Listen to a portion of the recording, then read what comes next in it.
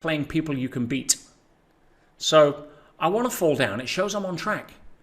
But the biggest shift in most people's awareness when it comes to emotional maturity, because emotional maturity is a choice. Unfortunately, most people don't take the choice, so they hide out in their comfort zone, emotionally immature. See, biological maturity is not a choice. As we've just said, we're going to get old. You're going to look different 20 years from now, Alex, than you looked 20 years ago. That's part of the rule set. But emotional maturity, we get to vote on. And welcome to the Gentleman's Success, Happiness, and Fulfillment Talk podcast, where we bring to you the most successful, happy, fulfilled gentlemen from around the world who have been able to conquer themselves, their life, their marriage, and their businesses. You will be learning from four-dimensional gentlemen who have cracked the code to the science of having it all. The question is, how can married entrepreneurs with kids become gentlemen, achieve true freedom, and build a successful, happy, and fulfilled life, marriage, and business? This show will give you the answer for that. My name is Alex Ramirez, and I'm your host, and you're welcome to the Gentleman's Success, Happiness, Fulfillment Talk podcast. Hello, beautiful people. Welcome to another episode of the Gentleman's SHF Talk with Alex Ramirez, the Gentleman's Success, Happiness, and Fulfillment Talk with Alex Ramirez. And as always, I have a very special guest that I get to interview today, that I'm very excited to talk to. And I always say this, but it's because it's always true, right? And I'm really excited to talk to this gentleman because he has changed my life in this past couple of months. And I am one of his success. I can say I'm one of his success stories. Well, I feel like one of his success stories. So I'm very excited. But before I introduce him to you, I just want to give a big shout out to all of you who have been leaving comments, reviews, likes on the major podcasting platforms, Apple, Google, Spotify, and to those who have been watching on YouTube as well. Thank you very much. And I want to ask you that if you get some value out of this interview, if you get something that inspires you to go out and take action, I want to ask you to please share it with one friend, since this is how we grow, this is how we spread our message, and this is how we motivate, inspire, and bless other people to change their life. So the reality is that most people won't do that. Most people never take the time to leave a like, review, comment. Actually, 95% of people don't do that, but the 5% of you who do are the ones who make all the difference. So to you, I want to say thank you. And today I have Peter Sage. Peter Sage is a serial entrepreneur, author, master trainer, international educator, philosopher, and public speaker in the field of human behavior, personal development, and the psychology of success. And Peter has started and founded and built over 20 companies over the last quarter of a century across a diverse variety of industries, including the Energy Fitness Group and Worldwide Health Corporation. He's very humbled to have shared the stage with various high-profile people such as Sir Richard Branson, former U.S. President Bill Clinton, and many others like at that level. And his client list includes several governments, members of royalty, Google and NASA. And this man has a list of achievements and things that he has done that if I read, we'll spend the whole hour. I'll spend the whole hour talking about that. So, Peter, thank you very much for being here and welcome. Alex, what an absolute pleasure. No, I'm excited for our conversation. Me too, man. So the first thing that I do with my guest is that I tell them to walk us through their entrepreneurial journey in 75 seconds or less. Starting now. Okay. I grew up with an entrepreneurial reference for my mom and dad. My dad ran his own business, kind of owned his own job, but he was his own boss and was always wheeling and dealing. My mom in her early days was also very entrepreneurial, so that became normal for me.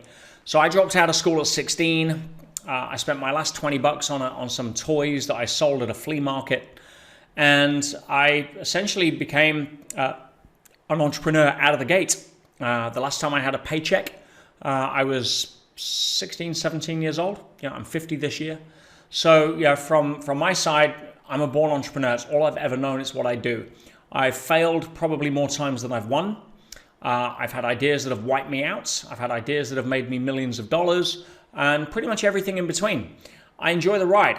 My failures are my capital. And my vision is what inspires me to keep going by adding value to as many people as I can. And I'll do that until I retire at probably about 150. Cool. Awesome.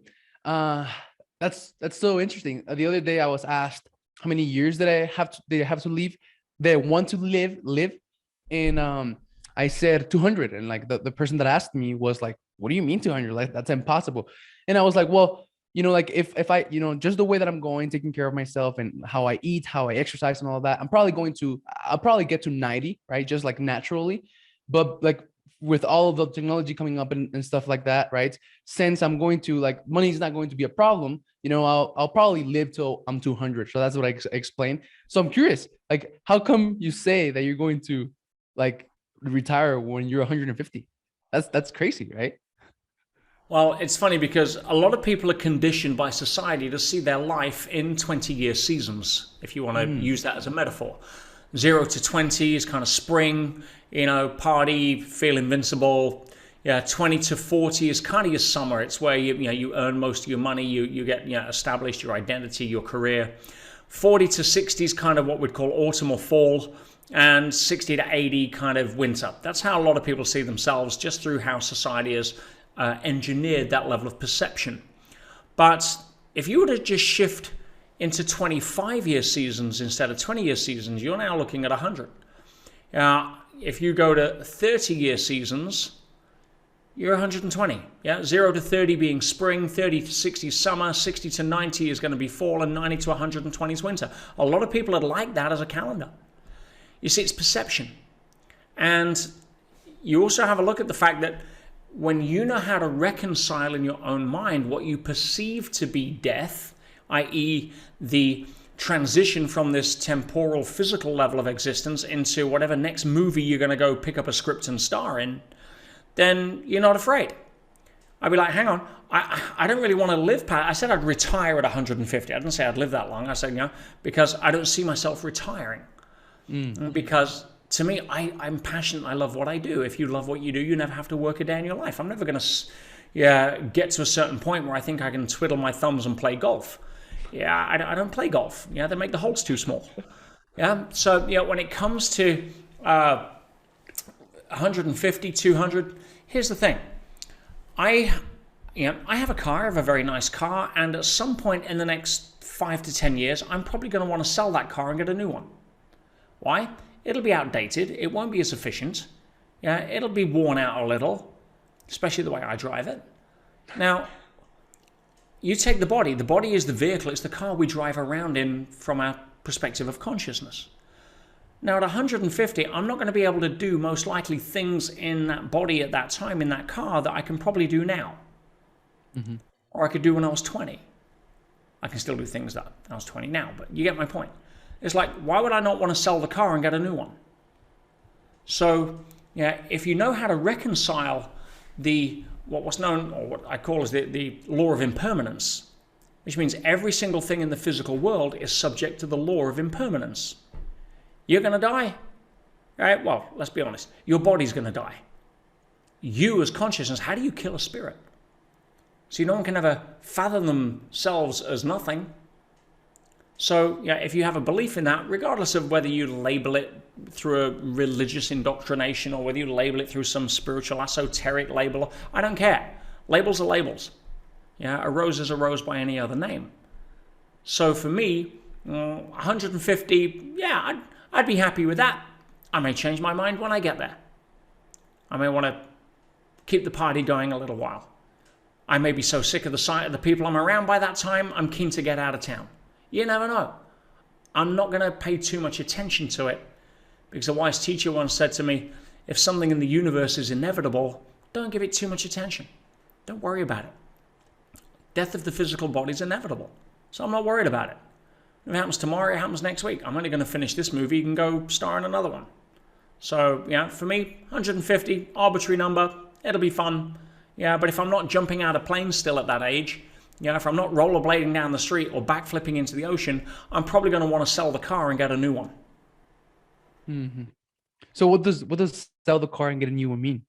As in, I'll get rid of this body and go, pick up another one. Cool. Time to exit this movie and go pick up another role. Cool, man. So, I just went to the beach. I proposed to my wife. I proposed to my wife this weekend, and Congratulations. thank you, So, thank you. big news. Well done. And there's this, I don't know the word, but there's this like, like wood thing that you walk and you like are, above the ocean. You're able to look. There's a really good boardwalk. Yeah, pier. Okay, cool. Pier. Yeah. So that, right. And so I was there, and like it's still like not summer, so it's still a bit cold. The water is a bit cold. And there was a bunch of people just seeing, and like I'm the only one. There was like probably like 30 people right there just walking on the pier and like looking and everything. And I'm literally the only one jumping out of the pier, right? Like diving and doing backflips. And everyone is looking at me like I'm the crazy. And I'm like, no, like you are the crazy ones for like not wanting to experience what I'm experiencing right now. Right. So I just wanted to say that because like I'm going to die, right? And like I just like there was no way that I was going to lose that experience. And one of the things that was on my mind is that I wanted to show my daughter, my 2-year-old daughter, that everyone was like fear, right? Everyone was like judging me, or like they wanted to do that but didn't because of fear. And I just wanted to, one of the reasons that I did it as well was for me, first of all, but second of all, is to like show my daughter that like this is how you live. 100%. Again, you can be an example or a warning. And being a warning is also an example of what not to do. But you're starring in your movie. You want to live life on your terms. You want to go squeeze the marrow out. So many people live a tiny little existence because, as you say, that they're scared. What are they scared of? They're scared of not being enough. They're scared of insecurity. They're scared of mortality. They're scared of a whole bunch of stuff. They're scared of not looking cool. They're scared of not. They're trying to control things they can't control. If you want to see where the vast majority of stress comes from people trying to control what they can't control. Oh, I don't want to do that in case I look silly. Oh, so you're trying to control other people's opinions of you. Oh, right. Oh, I don't want to do that in case I lose my money. Oh, you want to try to control how much money you have for the rest of your life. Yeah, good luck with that. Right? The very nature of people who are fulfilled aren't the people who have the most. They're the people who have the most ability to handle uncertainty. And when you realize that that's really a key for jumping in the puddles of life. As I said, my failures are my capital. We're not here to get all of the answers right. If you do that, you're in the wrong class. As Les Brown said, I've shared the stage with Les many times, and he's famous for saying, if you're the smartest money in the room, find a smarter room. You don't get better at tennis by playing people you can beat. So I want to fall down. It shows I'm on track. But the biggest shift in most people's awareness when it comes to emotional maturity, because emotional maturity is a choice. Unfortunately, most people don't take the choice, so they hide out in their comfort zone, emotionally immature. See, biological maturity is not a choice. As we've just said, we're going to get old. You're going to look different 20 years from now, Alex, than you looked 20 years ago. That's part of the rule set. But emotional maturity, we get to vote on.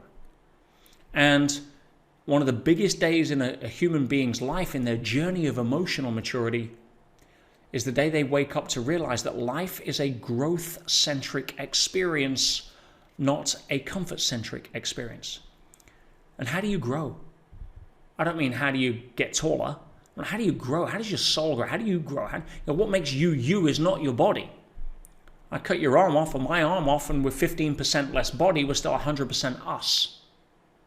The non-physical is what makes us us. It's our hopes, our dreams, our wishes, our values, our personality, our sense of humor, our aspirations. All of that is what makes us us, not the body. That's going to change in age and what have you. But if you realize that emotional maturity, when you realize that being growth-centric means that the person of who I am inside needs to grow, needs to become better, needs to step beyond my comfortable grasp, not to prove to anybody that I can. Nobody else cares. In fact, I'll go so far as to say 80% of people don't care about your problems. The other 20% are glad you have them. So when it comes to growth, it means being the best actor you can be in the star of your own movie. Not worried about what film extras in your movie think of you. Not trying to be a supporting cast in somebody else's movie. No. Showing up as the best version of yourself, maybe playing the role of the Good Samaritan, maybe playing the role of the compassionate, supportive friend. but you're still starring in your own movie. It's not about being selfish or egocentric. But when it comes to understanding that growth-centric is where fulfillment lies, then you realize that the strongest trees grow where? They don't grow in the best soil. The strongest trees aren't the ones that went to the best schools. They're not the ones that had the best parents. They're not the ones that lived in the upper part of the forest. No. The strongest trees are the ones that grew in the strongest winds. We grow through challenge. And when you realize life is growth-centric and challenge is a part of your gift, part of the syllabus, part of your personal trainer's love for you in a way where they want you to win the medal, so they're putting you in the gym. Not every day's a workout, not every hour's a workout, not every rep's the last burning rep. But you look at an athlete that comes out of the gym and they're proud of what they've done. They walk tall. They own themselves. They're disciplined. They're not comfort-centric. Go tell somebody training for the Olympic gold that you've figured out a way they can cheat on their workout without their personal trainer knowing. See what they say? What do they say? Get out of here. Who the hell are you? I'm here for the gold. Not here for the cheat sheet. So yeah, being growth-centric is a huge part of this, and that's why we're here, to outgrow our own fears and limitations. Make sense?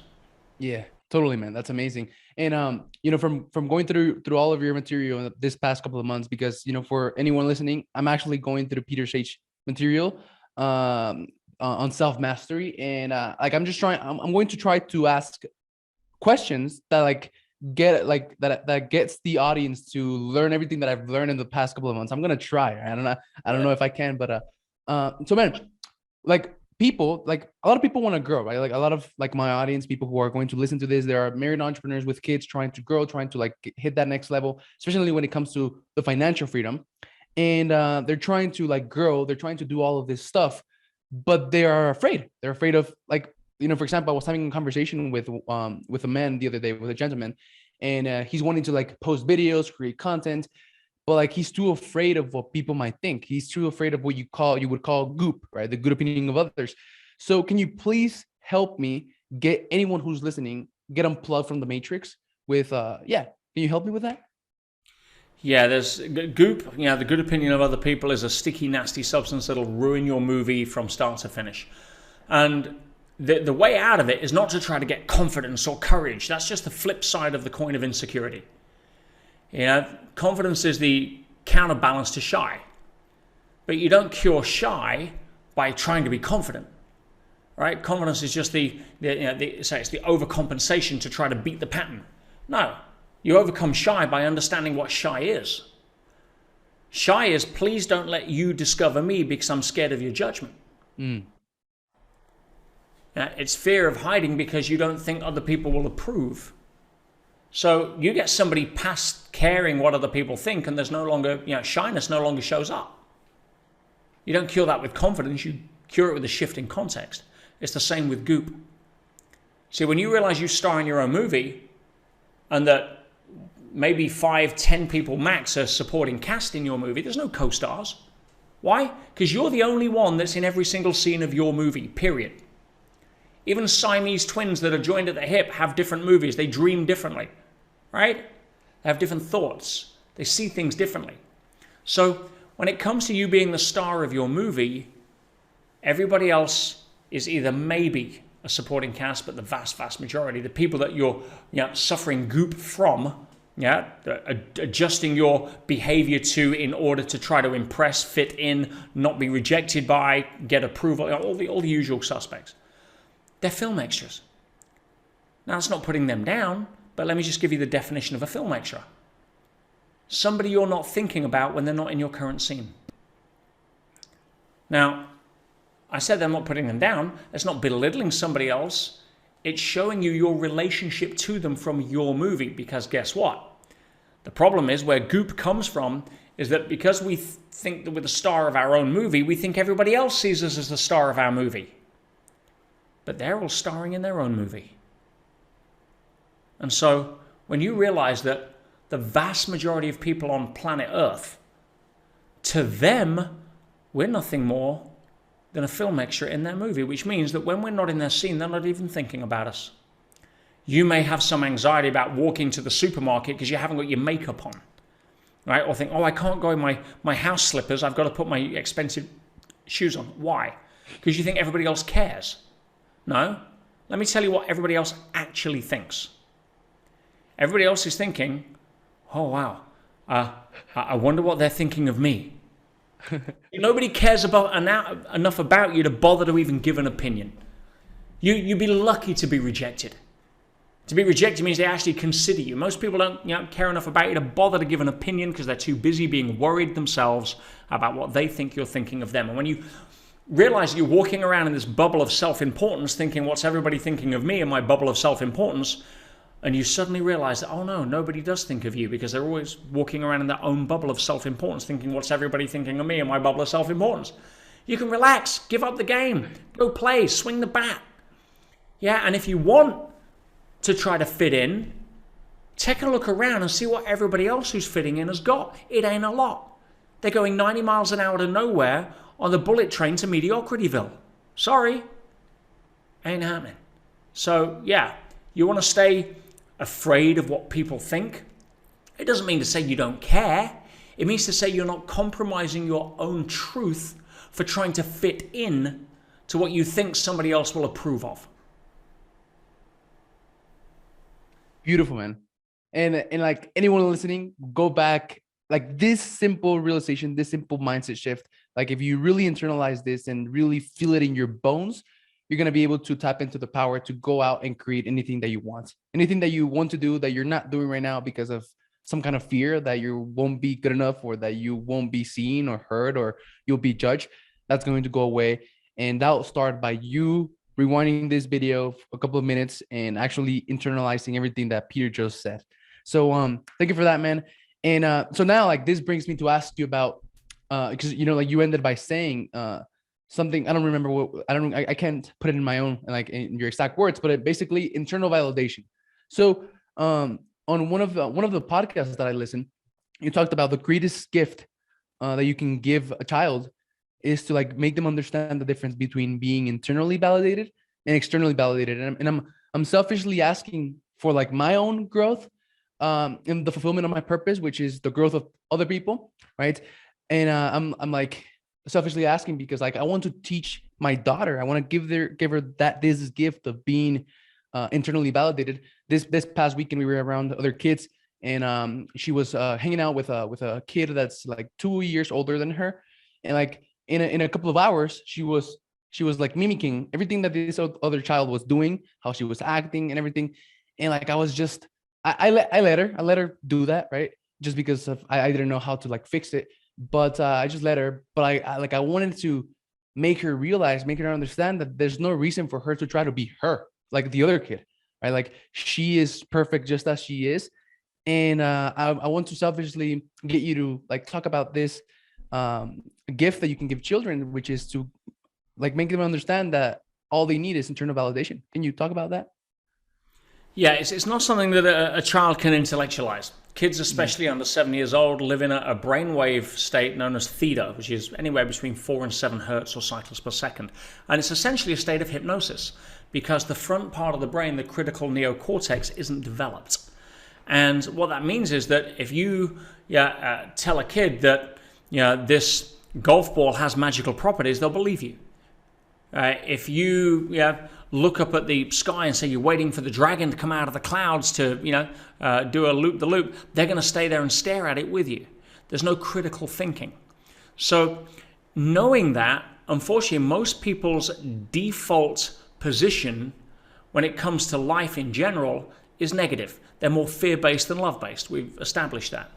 And as a parent, especially if you're fearful for your daughter, you're going to be constantly filtering your relationship to her and your perception of her relationship to the world through a fear-based, protective, be careful, don't do that, oh no, no, stop it. Yeah, that's the kind of, because you're trying to protect, right? In a way, you're genetically obliged. I get it. But if the predominant programming is all about why you can't, rather than how you can, that's going to become a default mentality growing up. And let me give you a couple of insights around what I call primary laws when it comes to relationships and personal growth. So the golden rule, Pete's law number 1, when it comes to personal growth, people can never rise above the opinion of themselves. I don't care what school you go to. I don't care what parents you have, what start you have, what intelligence quota you may have, or quotient. No, if you have low self-esteem, I can predict your life, period. Case closed. I'm sorry. You will never rise above the opinion of yourself. You will find a way to self-sabotage if you do. You'll find a way to give it away or let it slip through your fingers if you get too much finance that doesn't match your own internal level of what you perceive to be comfortable at with wealth, which most people tie their self-worth and their net worth together, and so on. And so if you can look at your daughter through that lens, how can I get her to have a higher opinion of herself? It's not going to be by telling her what's wrong with her. It's not going to be by pointing out her mistakes. I like dogs. I love my dogs. I grew up with dogs. I don't have brothers or sisters. I have dogs. And I know how to train dogs. I know how to train my dogs. My dogs have 50 to 55 word vocabulary. They've never been on a leash. They're on a verbal leash. Half of the commands are on hand signals or whistles. They're 2 Jack Russell Terriers. They're amazing twins. And I know that you train a dog through positive reinforcement. Mm-hmm. If the puppy pees outside instead of on the carpet, you say, well done, and you reward it because it wants to do it again if it feels good. If you do something that feels good, you want to do it again. Yeah. Right? So, but if you punish the dog for what it doesn't, for doing something wrong, it's going to link fear to its behavior. And when you're fearful, you can't make smart decisions. Especially if with dogs, it's especially if there's a gap between the behavior. If you come home and they've peed on the carpet 2 hours ago, and you're like, oi, what's this? And you rub their nose in it, slap them and throw them outside. They can't associate their current state with the previous behavior 2 hours ago. So they just think, you're now the kind of owner that comes home and is going to beat them up for no reason. They're now afraid of you. Right? So when it comes to kids, similar kind of thing, positive reinforcement.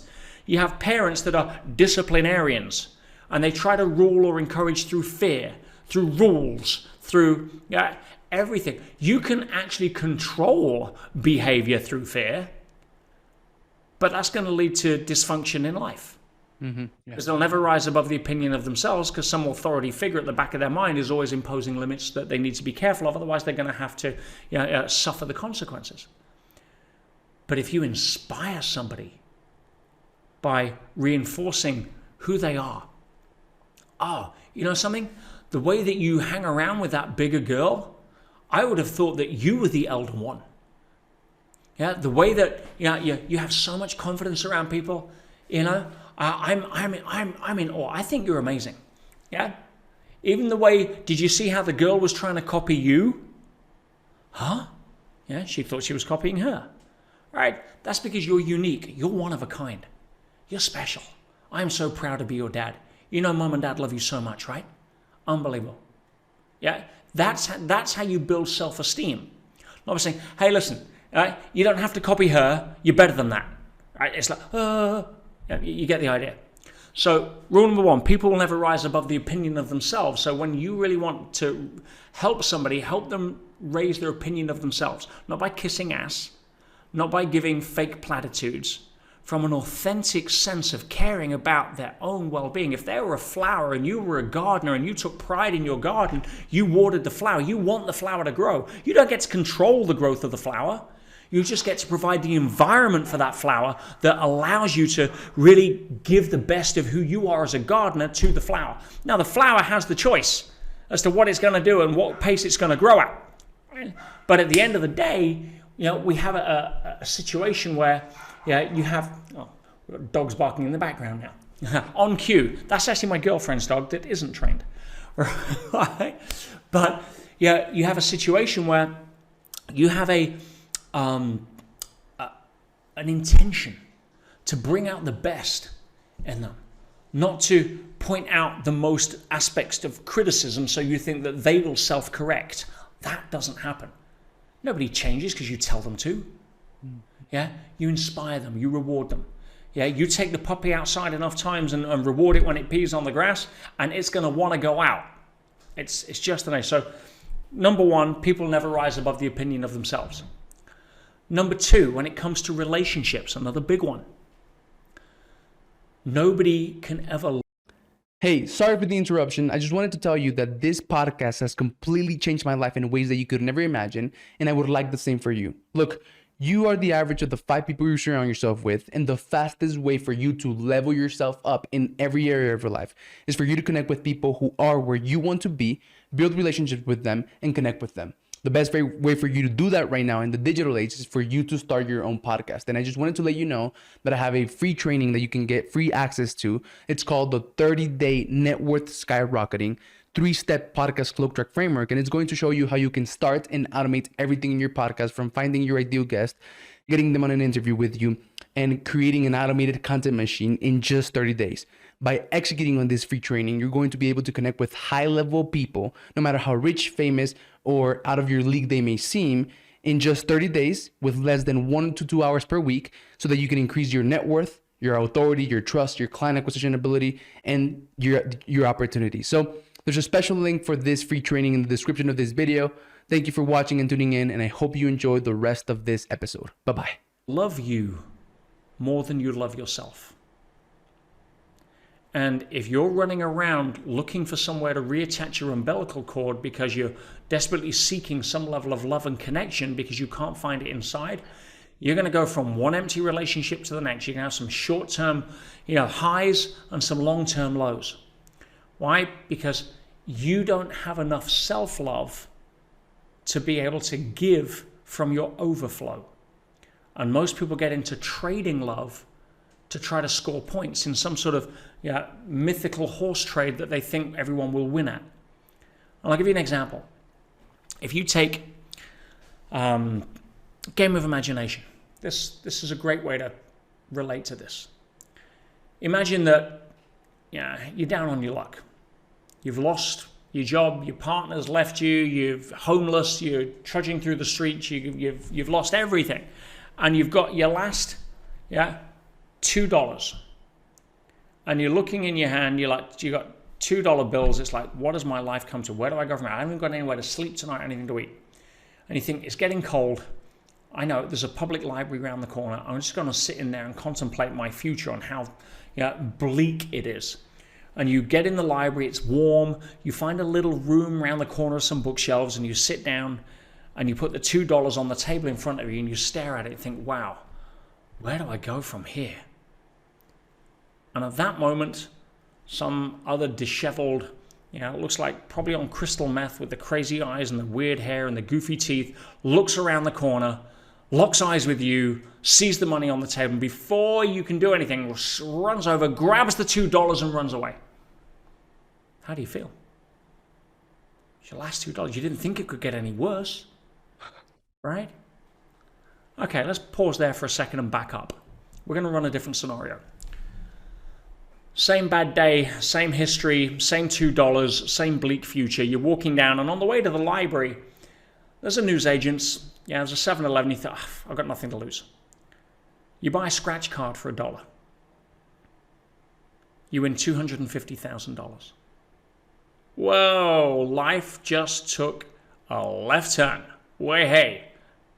All of your money winnings are over. All of your uncertainties about the immediate future are gone. And you cash in. You go to the lottery head office, and you want it in cash. You've never seen that much cash. And you get a suitcase, and you put $250,000 in cash in the suitcase. Right? Feeling pretty good. And now you're walking back to, something, I'm just going to go to the library. I'm going to find a little quiet corner. I'm going to sit down and just contemplate my new future, all these new opportunities that just opened up. And you go in and you take the suitcase and you open it up, same little corner of the room, and you stack these bricks of cash on the table in front of you, and you sit there with a smiling face thinking, wow. And at the same moment, Mr. Crazy Hair with the crazy eyes and the goofy teeth, pops his head around the corner, locks eyes with you, locks eyes with the money, runs over and steals $2 off the table and runs out. How do you feel? Nothing. It's like, wow, if he's that hungry, maybe I'll give him 2 more. You see, most people are walking around in life with their last $2 of self-love. And the second somebody says something mean, takes $1 off the table. The second somebody doesn't fit your pictures, takes $1 off the table. They feel so much more hurt, depressed, upset, angry, jealous, whatever it may be. And it's got nothing to do with the $1 that somebody took because they were in a starving state. It's got everything to do with the fact that you hadn't got $250,000 of self-love on the table.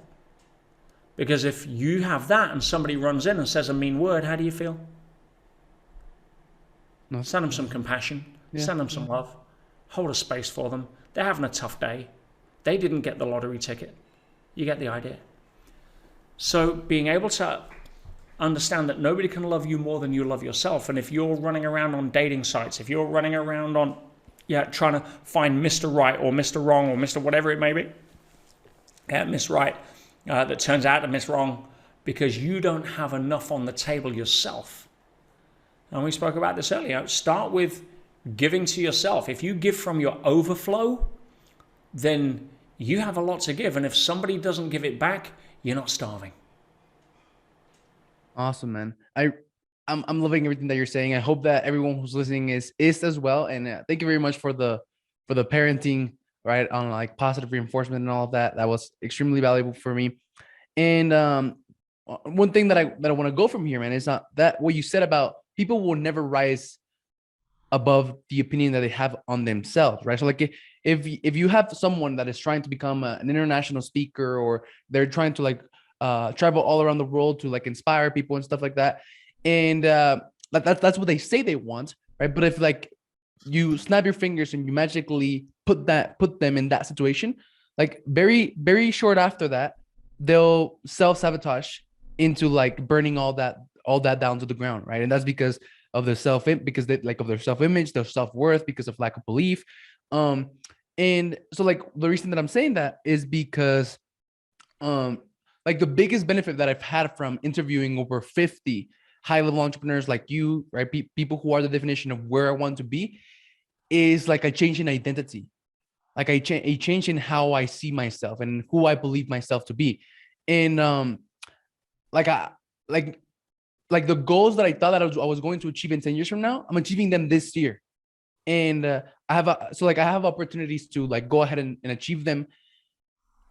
What am I trying to say? So like what I'm trying to say is that like you can literally put opportunities in front of people to achieve what they say they want, but they won't take them, not because anything is holding back, but because they are holding themselves back, right? So like what do you have to say on that? And how can people increase like their or improve their self-image and their self-worth, and increase their self-worth, or all that good stuff?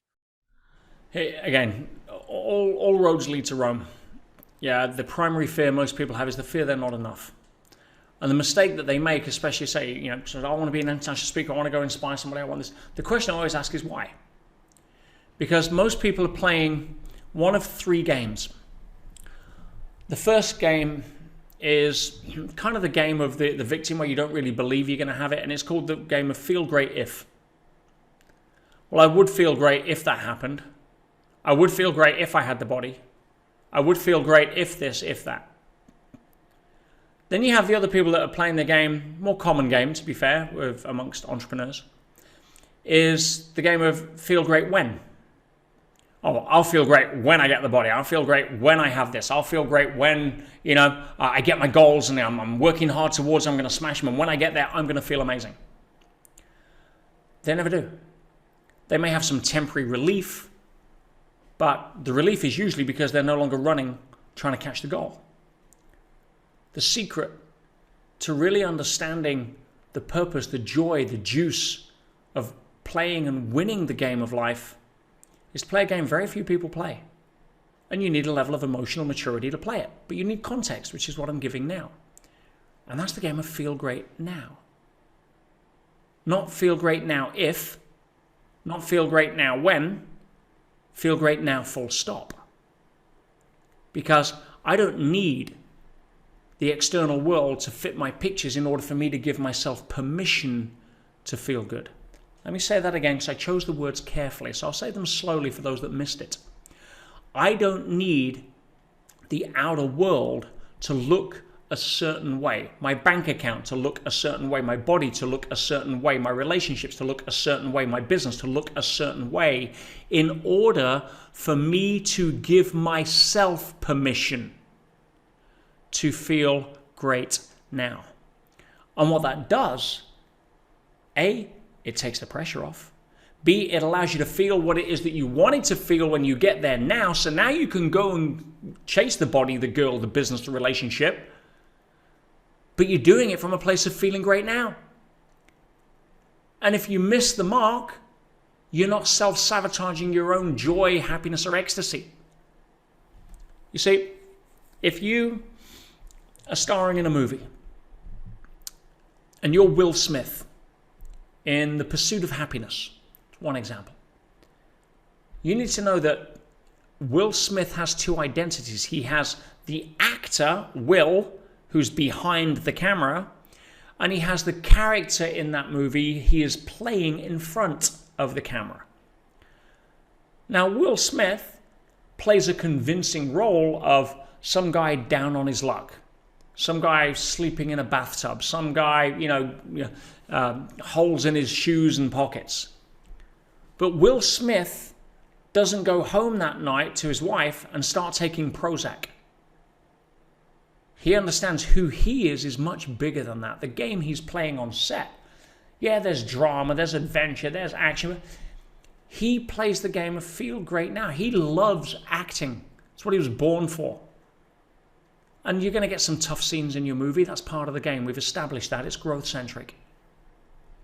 But if you're saying, oh no, I need to get to the end of my movie and have this scene happen before I enjoy acting in it, you're missing the point. And so many people get to the top of Success Mountain and they don't like the view and they want to jump off because they essentially said, right, I'm going to sacrifice my happiness, my joy, my relationships, my health, watching my kids grow up, because I'm going to work my ass off to get to a certain place that I think society has deemed success, that I've then voted into, giving myself permission when I get there only to feel good. And you finally get there and you finally make it, which is 1% of people, right, that even try running. And so let's just say you do. You cash out your company, $20 million, $30 million. What do you do with the money? I'll tell you what you do with the money. You use it to pay for your divorce, use it to hire the best personal trainer you can to get your health back, and buy your kids loads of crap so they hopefully love you again, right? It's the joke.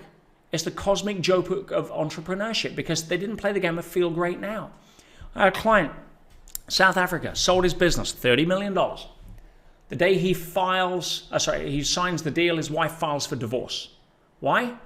Childhood sweetheart. He's been working his ass off for 10, 15 years to get to a place where he can finally retire and take her around the world and do that. He's been emotionally unavailable for 15 years. She's falling in love with the pool boy, and now she's got a $15 million payday to enjoy it with.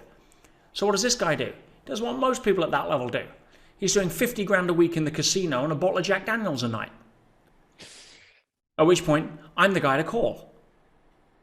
Right? Because understanding too late the huge difference between a life-chasing success versus a life-chasing fulfillment can be a costly mistake to make. This excites me a lot, man, because I genuinely feel right now, 21 years of age, without owning, like $100 million company or whatever it is that entrepreneurs are trying to get to, I feel successful, happy, and fulfilled. And from this place, I'm going to go and build. Instead of building and burning and building and burning, I'm going to go and build, because right now I have it all.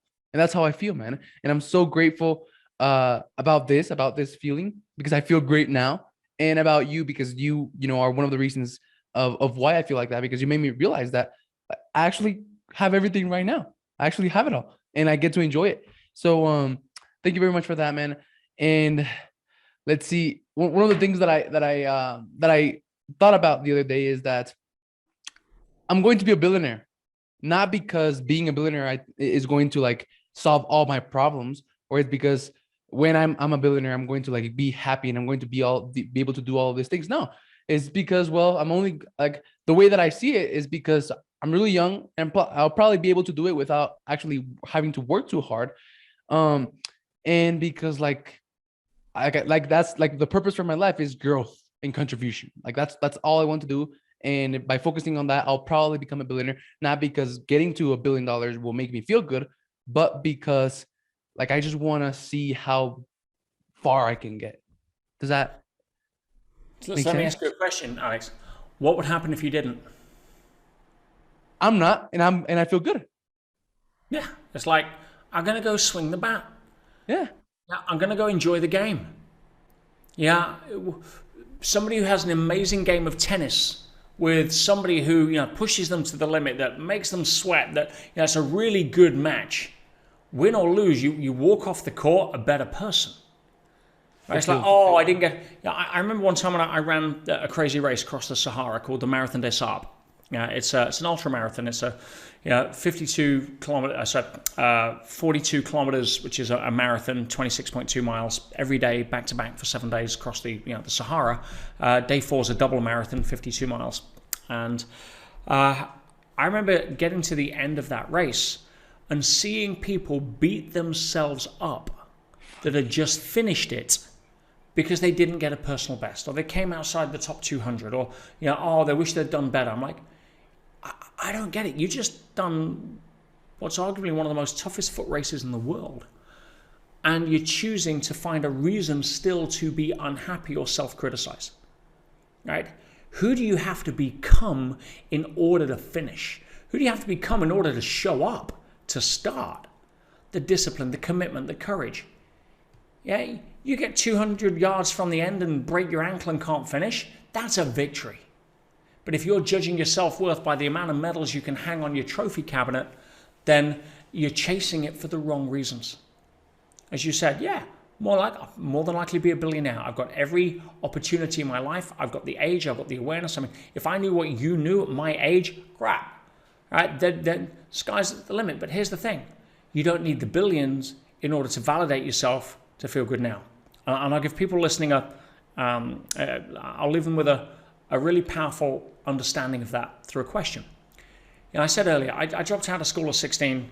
I've only known business. I've only ever built my own businesses, some of which have failed majestically. As much as 4 years ago, I was nearly bankrupt, $350,000 in debt. And I was happy. I was excited. I've never climbed out of a hole that deep before. This should be fun. I lost everything. I got put in prison for 6 months as a civil prisoner. Never been accused of a crime. Never been found guilty. Still don't have a criminal record. And I lost everything. I came back. I bounced back. I'm building a multi-million-dollar a month business right now. I'm having a great time. None of that defines me. Because here's the thing. At the time I had nothing. If you'd have asked me, what do you do for a living? What's your trade? I'd have told you, I'm an entrepreneur. But you don't have a business. Correct. So how can you be an entrepreneur? Because who I am is not what I do. What I do is not who I am. What I do is driven by who I am. So if you want to be an entrepreneur, by the very definition of wanting to be an entrepreneur, you're not one. And most people that want to be an entrepreneur will only call themselves an entrepreneur when they have a successful business. Well, that's putting the cart before the horse. See, 4 years ago, $350,000 in debt, 0 prospects, no credit rating, hands tied behind my back, couldn't open a bank account. What are you? I'm an entrepreneur, and I'm a damn good one. Well, what do entrepreneurs do? Entrepreneurs capitalize on opportunities. They spot opportunities. They start businesses. They take calculated risks. So as an entrepreneur, that's what I did, which now led to a multi-million-dollar a month business. Now, if you'd have said back, what are you? Oh, I'm a failure. I'm a nothing. Are you an entrepreneur? Not yet. Wait till I get a business first. You're never going to do it. You're waiting for the business to validate rather than saying, yeah, that's like saying, I'm an athlete. Why? Because that's who I am. You don't go to the gym. No, I just signed up, but I'm an athlete, so therefore I'm going to go to the gym every day because that's my identity. As opposed to saying, I'm 3 times fitter than most people I know, but I'm not an athlete yet because I haven't won the gold medal. It's just crazy. Make sense? Yeah. So your external world is a direct reflection of your internal world, but the external world is a lacking indicator, right? So you got to get your internal world first in place. And then from there, right, your external world will follow.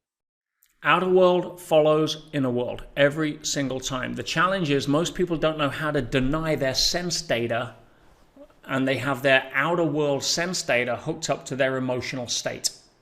They look at their empty bank balance, they get upset. They don't understand that, money is nothing more than a reflection of the value you add. So in order to be able to add more value, you have to be the best version of yourself. How can you be a best version of yourself if you're upset and depressed or have anxiety or fear? You can't. So therefore, you're not going to add value. Therefore, you're not going to get more money. Instead, you realize that in order to get more money in your financial bank account, your emotional bank account has to go up first. Once you do that and you can transcend the limitations of your sense data that's holding you back emotionally, free yourself up, say, boom, I don't need money in my bank to feel good. That's a lie that I've been sold through materialism and bullshit commercials. Yeah, I'm going to go out and swing the bat. I'm going to find something to be grateful for right now. I don't care if it's the fact that I'm breathing. Or I'm born in a country where I'm not being suppressed, or bombs drop on my head, or whatever it may be. Yeah, that the fact that I had 2 parents that I was able to see until whatever age I was. Doesn't matter. Find a reason to be grateful, because gratitude and poverty don't live in the same mood. Can't live in the same room. Yeah, wealth is nothing more than the perception of abundance. If I took half the people listening to this podcast and I was to make them instantly debt-free and give them $1 million in their bank account, do you think they'd feel, how'd they feel? Instantly more wealthy, right? Yeah. Well, if someone like Richard Branson or Jeff Bezos was down to their last million, they would press the panic button. They would go into overdrive. They would get hustling. They would oh my God. So it can't be the money or the amount of money in your bank account that determines how you feel. Because it's not like temperature where if we're all sitting in the room at 50 Celsius, we're all going to sweat. No, money doesn't work that way. Your perception of it is what creates the temperature internally. So it can't be money. Otherwise, the same million that would make you wealthy wouldn't freak them out. See, they want to go off and start building businesses and escaping the panic zone. Some of you want to retire with that money. So it's never the money. Money is a lagging indicator that is linked to the amount of value you add. And if you're chasing money, you're never going to have it. Why? Because you're chasing an effect. It's like sitting in front of the fire saying, give me some wood, I'll go fetch you some heat. It's like walking in the gym. Give me the strength, then I'll lift the weights. Doesn't work that way. Give me the money, then I'll be happy. No. Be happy, become more abundant internally, and abundance will find you. Become a person of value, you'll start having more value in your bank account. But so many people want to play the game of, when I'm successful, then I'll get happy, then I'll be happy, then I'll get good relationships, then I'll take care of myself. But it doesn't work that way, right? Because that's what makes you successful, right? And I love one thing that you said, that the speed at which your outer world matches a positive inner world is determined by the alignment between your thinking and feeling sensor and the consistency of that frequency that you are broadcasting. Yes. Right. Can you explain that a little bit? And that's it. That I want to end that with that. Most people are walking around denying their power as the star in their own movie. They're walking around as a default film extra, especially the last couple of years in some big budget disaster movie they decided to get roped into as an unpaid extra. Now, when it comes to taking your power, you find it in the alignment of the heart and mind. When your heart and your mind are both united in your purpose, in your actions, in your vision, in your conviction, you don't care what other people think or say. You're on purpose with something. you're up to something. Just look at people that are doing that. There's a different spark, a different energy. They're taking the starring role in their movie. And so if you suddenly realize that when your heart and mind are aligned, you start creating the lines of your movie and the scenes that you want. You're no longer fighting with reality and the script writers that have been dishing you out the drama that most people star in. So having that level of conviction, owning yourself, reclaiming your power, as the star of your movie. See, when you walk into somebody else's house as a guest, you have a different energy than when you walk in your own house, do you not? Mm-hmm. Yeah. Well, think about how you walk into your house. Relaxed. Yours. You own it. You're the boss. You want to take your shoes off or put them on the couch? You can do. It's your house, your rules. Most people are walking around in their own movie as if it's somebody else's. Crazy. Something to think about. Man, so I actually felt insecure because I felt like I'm taking your time, but I always finish with 5 questions. But can I go ahead and finish up with that? For some reason, I felt insecure. And cool, man. The first question is, what piece of advice would you give your 20-year-old self? Like, not change anything or redo your life or whatever. No, just give your 20-year-old self some advice. What would that be? It would be, don't take things so seriously. Stop caring about what everybody else thinks because they don't. And understand that it's always going to turn out okay, even if the short-term view doesn't support that. Have more fun in your life, not reckless fun, not at the expense of, oh, okay, I'll go take cocaine or anything like that. No. Yeah. Have a more fun, joyous approach to your relationship to life. Because we're only here for, however long we've got in the scenes of our movie, in this particular movie, right? But know that you're good enough. Know that no matter what you've done, no matter what you've not done, you're worthy of love. And when you own that, your life shifts. Awesome. I love it, man. Thanks. The second question is around mindset. So what is one mindset shift that you would like to share with people that you wish people had that has allowed you to get to where you are right now in your life? I think that, we've alluded to it several times throughout our chat. It's about taking ownership of the script of your own movie. Not by force, not by demand, not by insistence, but from an effortless relationship to know that you live in a friendly universe, not a hostile universe. When you have that as a default belief system, see, I'm an inverse paranoid. I think the whole universe is involved in a hidden conspiracy to make me happy and successful. That's how I can walk into prison smiling, having lost everything, and turn it around, and change lives, and win awards while I was in there, and make an impact on people, and create financial abundance with ease when I came out against all the odds. Why? The universe has got my back, and the more I believe that, the more it shows up. The more I think that I live in a hostile universe, the more the universe is going to agree with me. That's what it is. The challenge is people don't understand that they're looking at the mirror of life. It reflects back you. You're the originating image. They are normally reflecting back what's in the scene of their movie. As I said, low bank account, low mood. But the biggest challenge, Alex, is that so many people are staring at the mirror, frowning, and getting angry because it's not smiling back. Yeah. That's great, man. Yeah. So thank you for sharing that, Peter. That was a great mindset shift.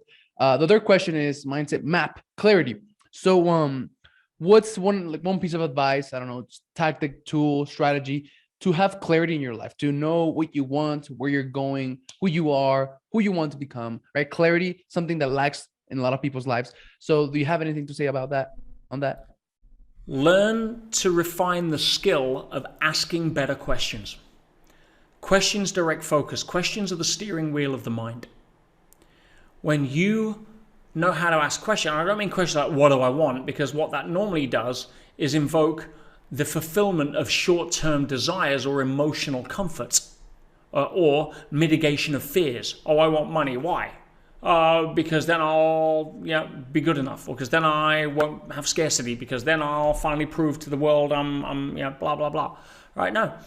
Asking why and being able to sit with the answer from an honest self-reflection basis is a great way. I want to start a business. Why? Because I don't like my boss. Well, that's not the reason to start a business. It's motivation to walk away from the current boss, but nobody walks into a train station and says, I'd like to buy a ticket to not here, please. And that doesn't work. The universe will sell you a ticket. Where do you want to go? Not here. Sorry, can't sell you the ticket. I want to start a business. Why? Because I don't want to be here. Wrong ticket. I want to start a business because I'm passionate about being able to give my gift to the world, or creating a vehicle with which I can add value to people, to be able to have an opportunity to grow and learn how to become an entrepreneur, or to learn how to handle uncertainty in a real environment rather than read about it. That's why I want to do it. Boom. Doesn't care what business you start at that point. Now, if you're passionate about something, great, go play. But if you're trying to start a business to get more money because you're trying to cover up some fear or insecurity that you would feel if you don't have it, I can predict where you and the business are going to go. Yeah. Ask better questions. Awesome. Love it. Mindset map motion. So what is one habit that you have that you feel like it's contributed greatly to your success? Morning routine, period. Yeah. I knew you were going to say that, man. Awesome. Could you dive a little bit deeper into what you do? Yeah, sure. I mean, in fact, I wear an Oura ring, to track my sleep. And this is how much I value my morning routine. I'm just pulling up. I haven't even seen my stats for today, but if I was to pull them up, how much sleep did I get last night? 4 hours and 32 minutes. Right? Why? Because I was in bed last night at where are we? At 10 past midnight, and I was up just after 4. So 4:40. So from my side, why do I get up between 4 and 4:30 most days? Because my morning routine is so important to me. And I will get up, and I'll meditate, I'll read, I will journal. I've not been training. I've got a gym at my home. I've not been training the last couple of weeks because I had a slight back issue where I sprained it. But other than that, I'd normally be training. But what's up? 4 hours 30, 5:41. 4 hours again. I mean, I'm not going to compromise on my morning routine. I'm sorry. I may want to go to bed earlier tonight. I should get some more sleep. I like to average 6. Right, so I should go to bed at least. I'm carrying an hour and a half in sleep debt, so really I should try to get 7 or so tonight. But even if I'm tired, I'm going to discipline myself. I was tired when I got up this morning. But my willingness to stick to my morning routine and have that be a foundational rock on which to build my day and my life is way more important than some short-term gratification about pressing a snooze button. Mm-hmm. So what's one habit that's the bedrock of for me? Start the day as you mean to go on. Get disciplined about being able to make time for you, because as soon as the day starts, I know when 9 o'clock comes, I've got 60 odd staff around the world that are all on different time zones. My day is going to stop at 9 o'clock, where I'm engaging in hitting the tennis balls back over the net, by coaching some of the players, by whatever it is that the metaphor you want to use. But I get most of my day, my planning, my strategy done before most people are awake enough to pick up a racket, and I like that. Awesome. I love it, man. So anyone listening to this, I hope this encourages you to start waking up earlier and studying your morning routine. And by the way, for my morning routine, Peter, I program myself, because I've learned that, we're all going to get programmed no matter what, right? That it's not our choice whether or not we're going to get programmed. How we're going to get programmed is our choice. So I make sure that for my morning routine, I have a specific process that I take myself through, like a mental process, to make sure that I'm programming myself to give so that my subconscious mind can give me what I want. So that's how I use my morning routine. And the last question is around mindset map motion measure. So what do you think about measuring and tracking? Do you track any area of your life? Measuring and tracking on life, not business, but life. Yeah, I mean, how you do anything is how you do everything. Obviously, If you are in business, you have to be able to measure and have KPIs. Otherwise, you don't have a business. You have an expensive fantasy. But when it comes to my life, what am I tracking? I'm tracking my emotional states. How much joy do I have? How much time do I take to stop and review a sunset? Ironically, I've missed it this evening thanks to this. But it's been a pleasure being here. But not like last night. We pulled up and it must have been 60, 70 seconds to sunset. I left the car outside. I walked in. I stood at the balcony. I held my girl and we just stood there in silence. I was walking down Sunday yesterday. I was walking down the beach. I stopped to smell a flower. When I get too busy to notice stuff rather than connect to stuff, that's when I'll start paying attention to things that are out of balance. But measure the state that I'm in. How much importance do I place on things? I don't. I flow with the rivers and the bends of the currents of life. I don't fight the current. I flow with the current. You can't control what you can't control. So my stress levels are a pretty good one. Sleep I obviously track, but I try to counterbalance that if and needs must. You're never going to have a regiment life in a way that life wants to be regimented. I'm going to get 6 hours sleep every night. Well, good luck with that. There's only one thing you can do every single day of your life. Breathe. Everything else is up for variety. Awesome. And I actually track my emotions. I have this thing called the big ass calendar, which that's how it's called. And I color it, like red, purple, green, blue for feeling bulletproof. And I actually track my emotions. So great insight. So Peter, I've had so much fun, man. I got a lot of value. Thank you very much for all the insights and wisdom you shared. And I bet that everyone else, everyone who listens to this is going to be mind blown by, the value that you provided. So where can people find more of you? Well, if you're interested in my work, the best thing that I've ever done in terms of print, it's going to be at least probably another year before my next book comes out. But if you really want to get some value, the inside track, without a shadow of a doubt, is probably one of the most incredible. Well, if you quote most of the people in personal growth have said it's the most incredible book in personal growth they've ever read. It's a game changer. You can either get it on Amazon or I've done a really great deal for your listeners as well.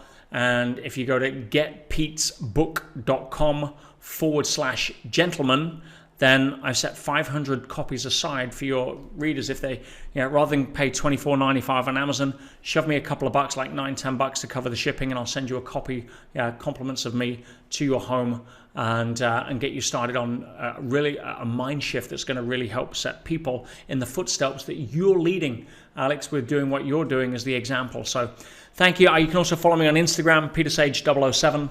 I'm all over YouTube, usual stuff. Amazing. Thank you very much, Peter. Have an awesome rest of your day, and God bless you, man. Thank you for being here. More than welcome. Stay amazing. Thank you for watching the Gentleman's Success, Happiness, and Fulfillment Talk podcast. If you enjoyed this episode, share it with one friend, leave us a comment, and let us know. 99% of people never leave a review or comment, but we love and are very thankful with the 1% of you who do. If there's something or someone you want to see on this podcast, send me a message on Instagram at Alex_Ramirez1020 and let me know. As a thank you for that, I have an amazing surprise for each and every one of you who does take the time to leave us a comment or review on YouTube or one of the major podcasting platforms